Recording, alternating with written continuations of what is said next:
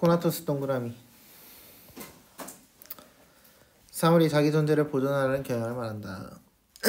서구 철학에서 코나투스는 수천 년에 걸쳐 여러 철학적 의견이 정해졌다. 고대 그리스의 스토아파 밑줄. 코나투스를 생명체의 자기 보존의 욕망으로 보았으며 살아있는 생명체는 스스로에 대한 애착과 보존 의미를 가지는 동시에 죽음으로부터 멀어지기를 원한다고 말했다. 하지만 세모 스토아파는 코나투스를 모든 생명체가 가지고 있는 것이 아니라 동물만이 가지는 것, 동물만이 밑줄. 이후 중세의 유럽의 중세의 스콜라 철학 밑줄. 동물뿐만이 아니라 자연적 사물 밑줄. 코나투스를 가진다. 뭐야? 확대되었다. 이런 의미죠. 이에 따라 모든 유기적 생명체는 자기 실체는 자신의 실존을 지속하려는 욕망을 갖는다고 보았다. 중세 이후 르네상스 철학자 밑줄. 욕망이란 기존의 바다를 받아들이면서 코나투스를 유기적 생명체뿐만 아니라 무기물도 가진 속성 밑줄. 이제 점점 더 커지고 있습니다. 또한 르네상스 철학자들은 인본주의를 추구하였다. 인본주의 밑줄. 인간의 욕망을 죄악시하던 종교와 달리 인간의 욕망을 긍정적으로 보였다. 욕망을 긍정적 밑줄. 이런 관점에서 자기 보존의 욕망인 코나투스 또한 인간이 당연히 가지는 속성이라고 생각하였다.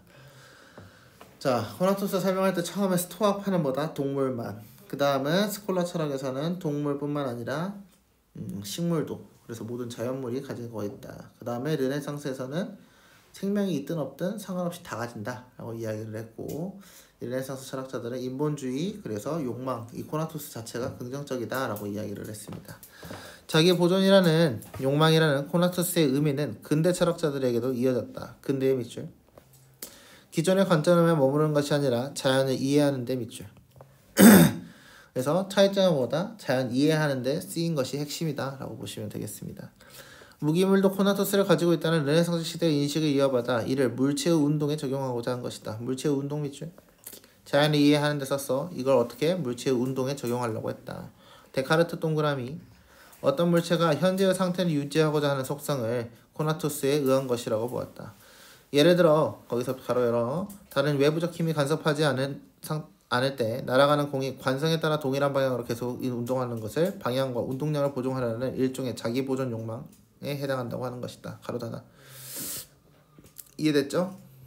그래서 무기물 또한 마찬가지다. 데카르트는 근대 이전의 학자들과는 달리 코나투스에 담긴 생물학적 함축적 의미를 제외하고 어떤 물체의 상태를 기술하는 중립적 표현으로만 코나투스를 사용하였다.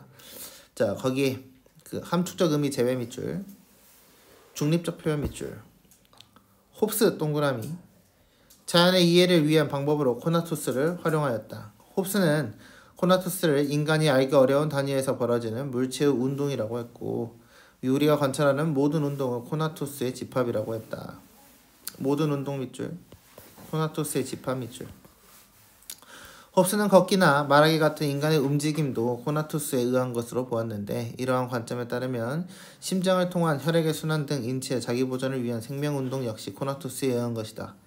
즉 홉스에 따르면 코나투스는 어떠한 방향으로 향하기 위한 노력이며, 어떠한 방향으로 향하기 위한 노력 밑줄, 인간의 자기 보존 욕망도 생존이라는 방향성을 갖는 노력이다. 그래서 여기서는 뭐에 대한 이야기예요?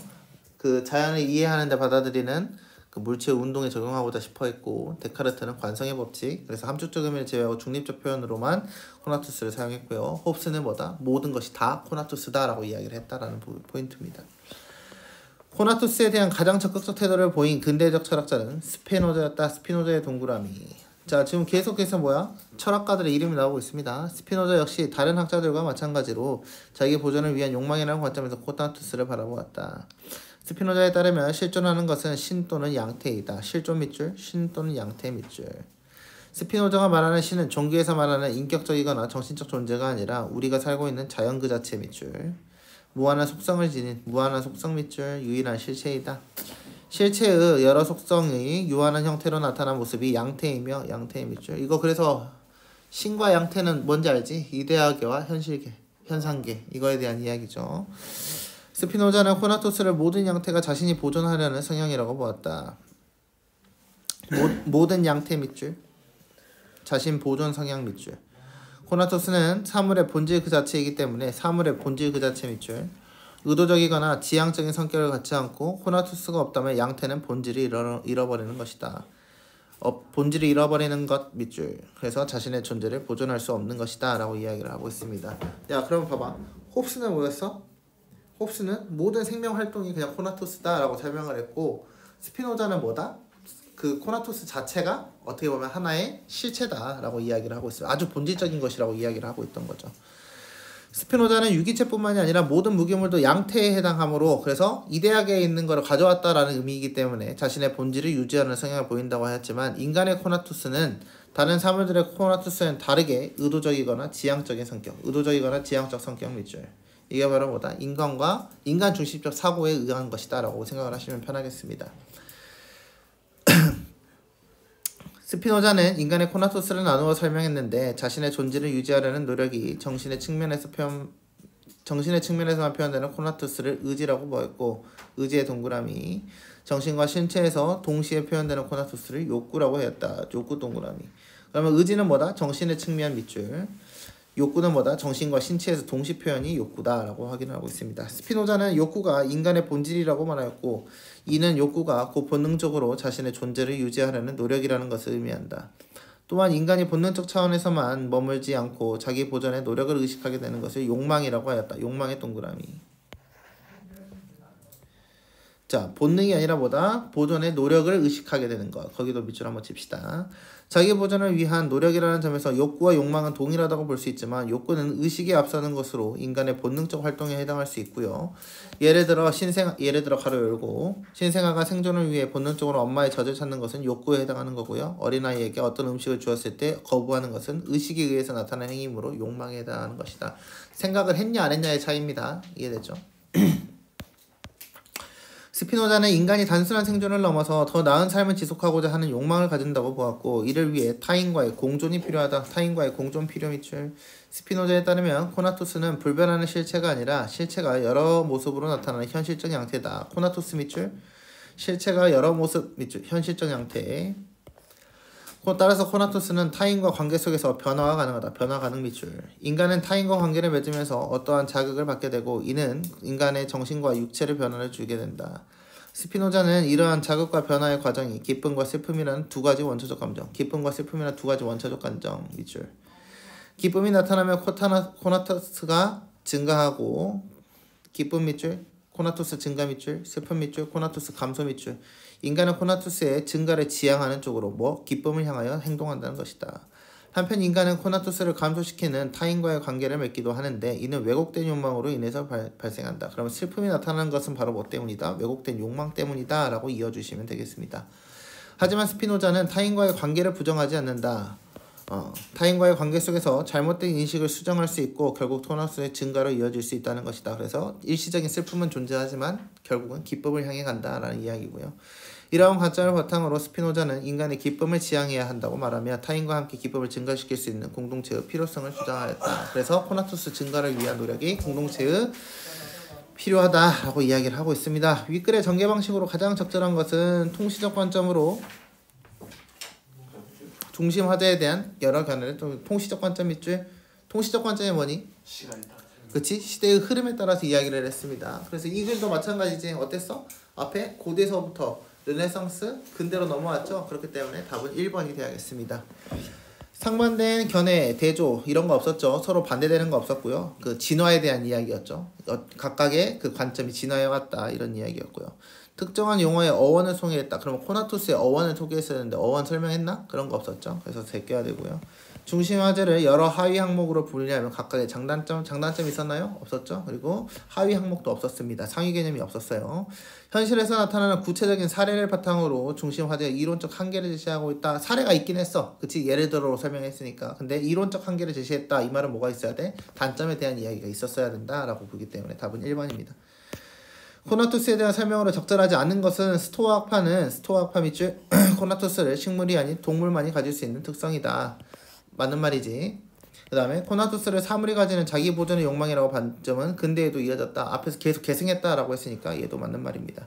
르네상스 밑줄 종교적 관점과 인본주의를 결합했다. 아니 종교적 관점을 뭐 했다고? 배제했다라고 설명을 했죠. 그래서 인본주의를 결합했다. 이게 틀렸고요. 인간의 욕망을 부정적으로 평가한 게 아니라 긍정적으로 평가했다. 답은 3번이 되겠습니다.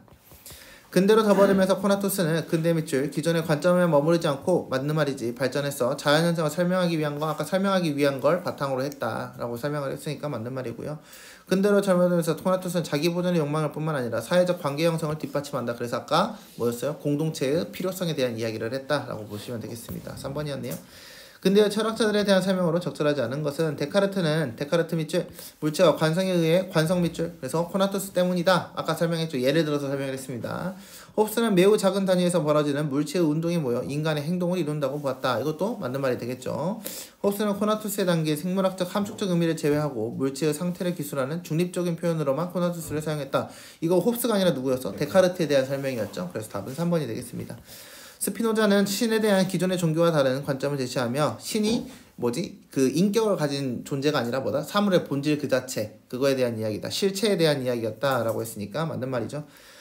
스피노자는 코나투스가 자기 보존을 위한 욕망이라는 기존의 학계자들의 견해를 바탕으로 새로운 견해를 제시하였다. 이것도 맞는 말이 되겠습니다. 답은 3번이었네요. A에 대한 이해로 적절한 것은 A가 뭐였어요?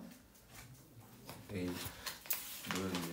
자, 스피노자의 견해였습니다. 그래서 한번 볼까요? 의지와 욕구는 모든 인간이 자신의 존재를 보존하기 위한 의식이 적극적으로 외부 활동으로 나타나는 형태이다. 맞는 말이냐? 틀린 말이지. 인간의 코나투스가 의지와 욕구로 나뉘는 것은 인간만이 유일한 실체의 속성을 담고 있는 양태이기 때문이다. 이것도 틀렸죠. 인간만이가 아니에요. 그냥 인간은 다르게라고 봤다. 그냥 그 관점인 거지. 인간만 특별한 건 아니었죠. 그래서 2번도 틀렸다. 의지와 욕구의 결합으로 욕망이 나타나게 되며 이는 인간이 불변하는 실체로 존재할 수 있다는 것을 보였다. 욕구와 결합으로 욕망이 나타난다고 설명했나요? 이런 건 아니었죠. 그래서 틀렸고요. 인간의 코나투스는 다른 사물들과 달리 의도적이거나 지향적 특성을 보인다. 긍정적으로 가려고 한다. 기쁨을 향해서 나아간다. 라고 설명을 했죠. 그래서 답은 4번이 되야겠습니다. 인간의 코나투스가 의지에서 욕구를 거쳐 욕망으로 발전하는 과정은 인간이 육체적 본능에서 벗어나 정신적 차원으로 올라가는 것이다. 이건 틀렸고요. 이해됐죠? 다 4번이었어요. 스피노자의 관점에서 보기를 이해한 내용입니다. 달리기 선수 갑은 갑 동그라미 대회 때마다 대부분 상위권을 입상하는 실력을 갖추고 있었으며 성적을 유지한다는 욕망, 성적 유지 밑줄 이게 욕망이다. 꾸준히 연습을 하였다. 갑은 1년 전에 참가한 대회에서 심리적인 압박감으로 인해 자신의 실력을 발휘하지 못한 채 극도의 부진을 겪게 되었고 슬픔이지. 이전보다 훨씬 못한 성적을 거두게 되었다. 이후 슬럼프에 빠진 갑은 제대로 운동을 할 수가 없었고 순위는 계속 낮아지게 되었다. 그러던 중 이전에 달하기 위해서 최선을 다하겠다는 결심을 하였고 다시 운동을 시작하게 되었다. 유명한 코치 밑줄 계산할 점을 찾았대. 기쁨으로 나아가는 방향이죠. 그러면 이게 바로 공동체에 대한 그 긍정적 필요성에 대한 이야기입니다. 경기를 분석하면서 이길 수 있는 방법을 고민하였다. 이후 참가한 대회에서 갑은 긴장하기도 했지만 주변 선수와 경쟁하며 예전보다 더 빠른 속도로 달릴 수 있었고 좋은 성적을 거둘 수 있었다. 그래서 슬픔에서 기쁨으로 나아가는 방향에 대한 이야기였습니다. 1번부터 볼까요? 갑은 달리기 선수라는 양태로 존재하며 양태 맞는 말이지. 갑은 달리기를 하는 것은 자신의 존재를 보존하려는 노력의 하나로 볼 수 있다. 그래서 인간은 보존을 위한 노력을 한다고 했으니까 1번은 맞는 말. 갑이 성적을 유지하기 위해 꾸준히 연습하는 것은 의식과 욕구가 결합한 결과 그래서 욕망으로 발전했다라고 이야기를 할 수 있으니까 맞는 말이죠. 갑이 심리적 압박감으로 자신의 실력을 발휘하지 못한 것은 코나투스가 본능적인 활동의 차원에만 머물러 있기 때문이라고 볼 수 있다. 이거 맞는 말이냐? 아니, 그냥 뭐에 대한 이야기야. 이거는 코나투스가 슬픔의 감정으로 떨어졌다, 하락했다, 감소했다 이런 의미로 해석해야겠죠. 답은 3번이 되겠습니다. 갑이 슬럼프에서 벗어나 좋은 성적을 거두기 위해 유명한 코치한 것은 코나투스의 증가를 지향하는 쪽으로 그래서 기쁨 쪽으로 가려고 했던 것이다. 맞는 말이고요. 더 빨리 있던 것은 경제 선종의 만남이 정신과 육체의 변화를 가지고 있었다라고 이야기를 하고 있습니다. 맞는 말이죠.